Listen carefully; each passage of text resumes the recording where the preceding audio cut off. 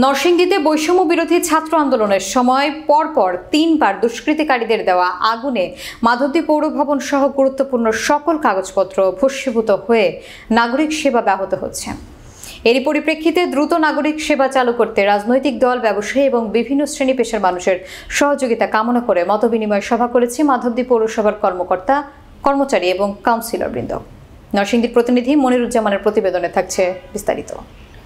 সোমবার সকাল 11:30টায় Madhabdi SP institution হল রুমে মাধবদী পৌরসভার প্যানেল মেয়র এবং 4 নম্বর ওয়ার্ড কাউন্সিলর শেখ ফরিদের সভাপতিত্বে এবং পৌরসভার সচিব খান মোহাম্মদ ফারাবির সঞ্চালনায় এর সভা অনুষ্ঠিত হয়।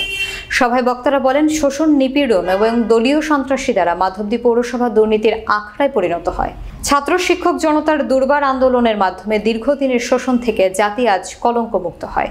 বিগত দিনের সকল দুর্নীতির পথ পরিহার করে একটি দুর্নীতিমুক্ত দেশ বিনির্মাণে সততার সাথে সকল নাগরিক সেবা নিশ্চিত করতে পৌরসভার সকল কর্মকর্তা, কর্মচারীদের অনুরোধ জানান।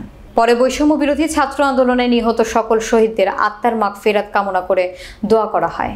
এ সময় মাধবদী পৌরসভার বিভিন্ন ওয়ার্ড কাউন্সিলর, রাজনৈতিক ও ব্যবসায়িক সংগঠন সহ বিভিন্ন ইলেকট্রনিক এবং প্রিন্ট মিডিয়ার সাংবাদিকরা উপস্থিত ছিলেন।